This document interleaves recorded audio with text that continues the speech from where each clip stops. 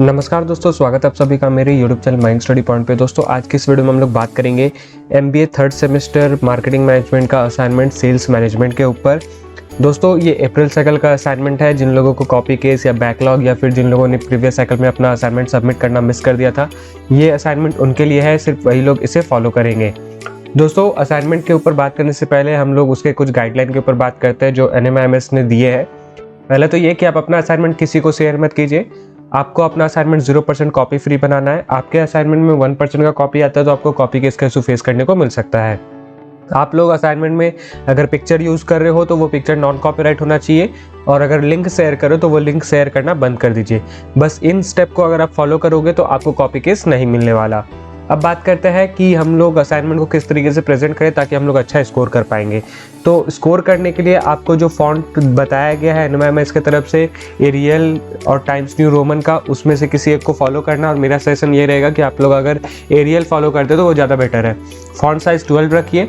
आप लोग प्रेजेंट करने के लिए अपने बीच के सेंटेंस के गैप को 1.5 का रख सकते हो ताकि देखने में अच्छा लगे, और अपना मार्जिन जो पेज मार्जिन है उसको नैरो कर दोगे तो और ज़्यादा अच्छा लगेगा आपका असाइनमेंट देखने में। अब बात करते हैं कि हम लोग जो आंसर लिखते हैं वो आंसर पैटर्न कैसा होना चाहिए। थ्योरी के लिए अलग होता है और न्यूमेरिकल के लिए अलग होता है। तो ये जैसे सेल्स मैनेजमेंट का तो थ्योरी पेपर है, तो थ्योरी पेपर का अगर मैं बात करूँ तो यहाँ पे इंट्रोडक्शन, बॉडी एंड कॉन्सेप्ट और कंक्लूजन के पैटर्न पे आपको आंसर लिखने होते हैं। अब बात यहाँ पे सवाल ये आता है कि जो 1 और 2 क्वेश्चन है वो उसमें 1000 वर्ड लिमिट है, और जो 3A और B का क्वेश्चन है उसमें 500 वर्ड लिमिट है। तो वर्ड लिमिट का क्या सीन है? तो वर्ड लिमिट में जो 1000 वर्ड है उसमें आप लोग 900 मिनिमम वर्ड लिख सकते हो और 1100 वर्ड मैक्सिमम लिख सकते हो, और 500 के लिए आप लोग 450 मिनिमम वर्ड लिख सकते हो और 550 मैक्सिमम वर्ड लिख सकते हो। इससे ज़्यादा और इससे कम मत लिखिएगा, आपको नंबर कम मिल सकता है, या फिर आप अगर ज़्यादा लिखते हो तो उसमें आपको नंबर नहीं भी मिल सकता है। तो कुछ भी हो सकता है इसके ऊपर। तो जितना बताया गया आप उतना ही करिएगा। अगर कभी ऐसा होता है कि आपका सेंटेंस जो है वो 600 तक टच हो जा रहा है तो फिर कोई बात नहीं, लेकिन आप लोग ज़्यादा लिखने के लिए मत जाइएगा। ओके, तो ये सारे कुछ पॉइंट्स थे ताकि जिससे आप लोग अपना असाइनमेंट में अच्छा स्कोर कर पाओगे। तो अब हम लोग अपने आगे क्वेश्चन की तरफ बढ़ते हैं।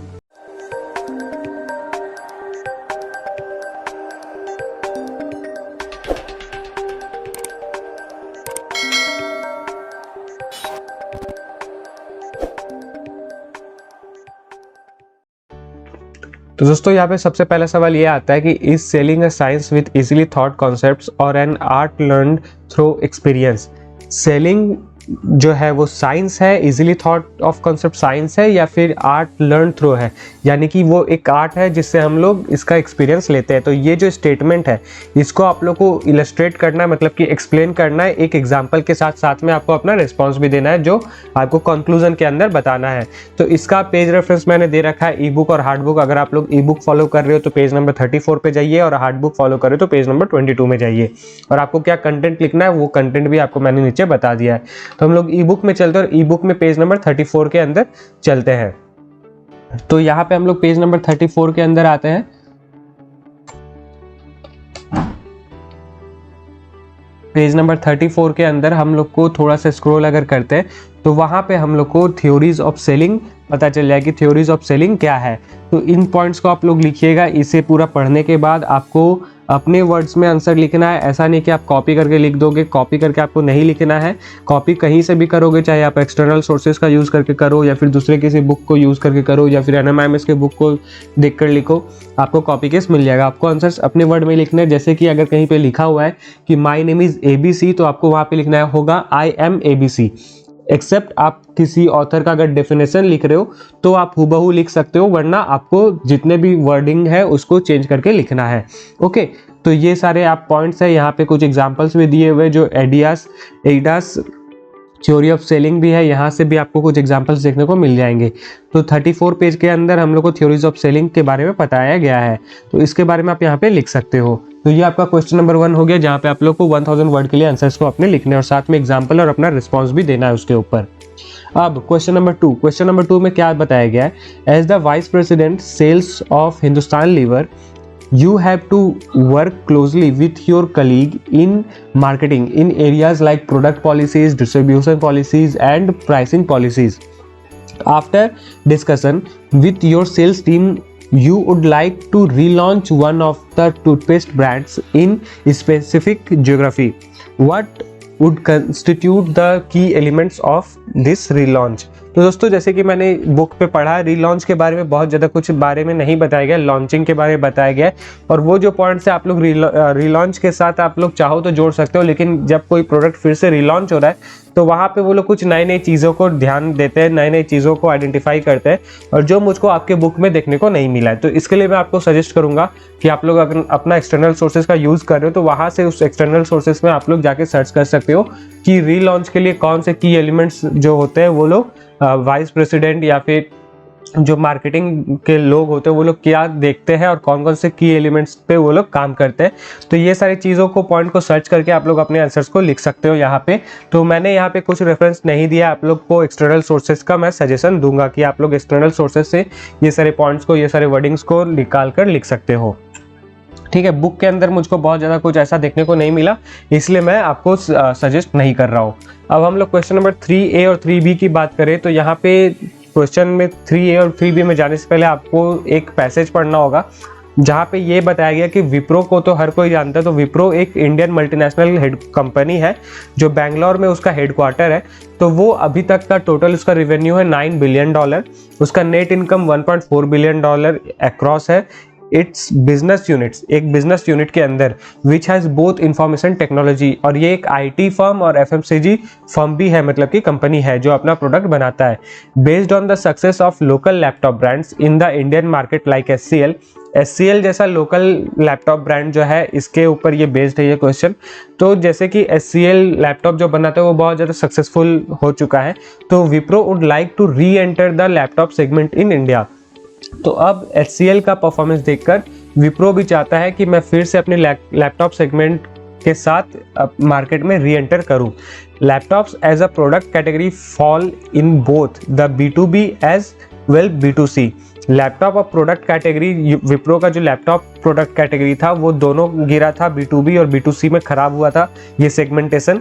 As the vice president of sales for Wipro laptops, you are required to come out with a sales management strategy covering sales structure as well as compensation and benefits for the sales force selling laptop। अब यहाँ पे क्या बताया गया कि आपको एक sales vice president of sales hire किया गया है और विप्रो लैपटॉप के लिए किया गया है, जहाँ पे आपको कुछ ऐसे सेल्स मैनेजमेंट स्ट्रैटेजीज बताने सेल्स स्ट्रक्चर के अंदर जिसके कारण उनका सेल्स फोर्स जो है वो सेलिंग लैपटॉप में अच्छा हो और वो अच्छे से बेनिफिट कर सके। ठीक है, यहाँ पे यही चीज़ बताया गया है। तो आपको कुछ पॉइंट्स बताने हैं, तो वो कौन कौन से पॉइंट्स है वो सारे हम लोग बात करेंगे, लेकिन अब हम लोग क्वेश्चन की तरफ बढ़ते हैं।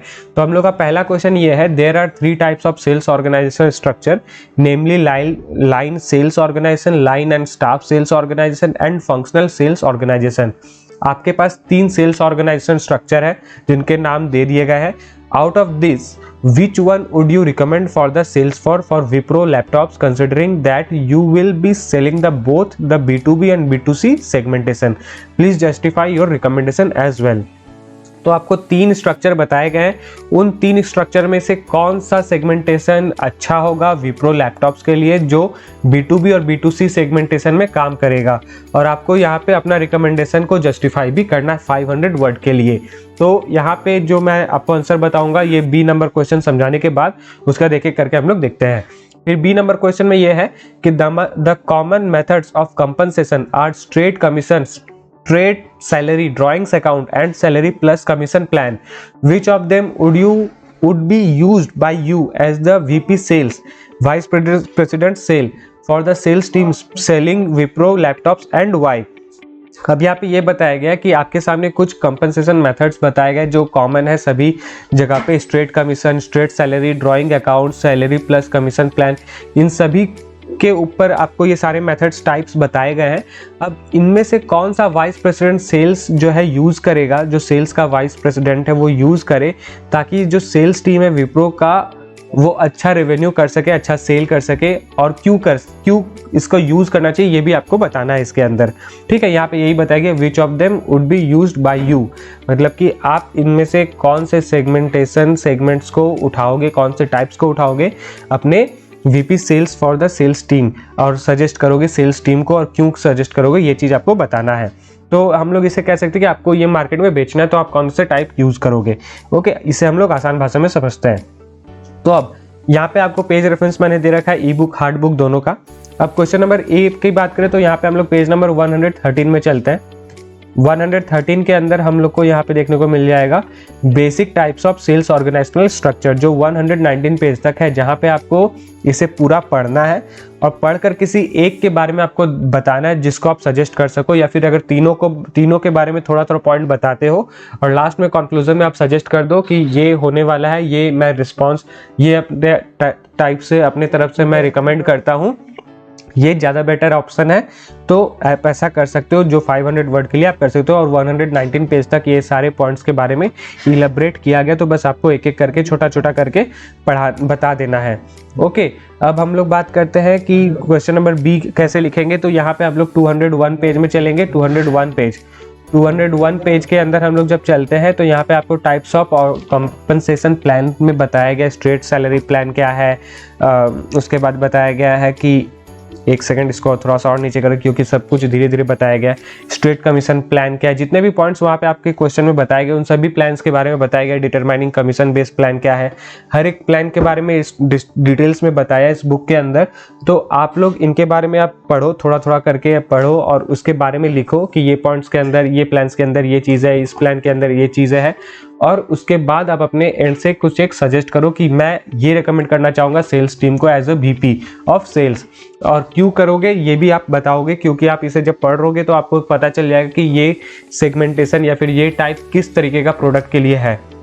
ठीक है, तो इन सभी को पढ़कर आपको अपने वर्ड में लिखना है आंसर, और लास्ट में अपना कंक्लूजन भी देना है। तो ये क्वेश्चन नंबर 3B का आपको आंसर भी मैंने यहाँ पे बता दिया, जो ई बुक और हार्ड बुक दोनों पे बताया गया पेज नंबर।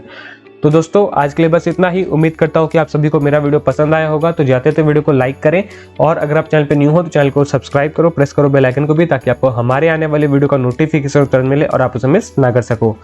वीडियो को पूरा देख लीजिए, आपका बहुत बहुत धन्यवाद।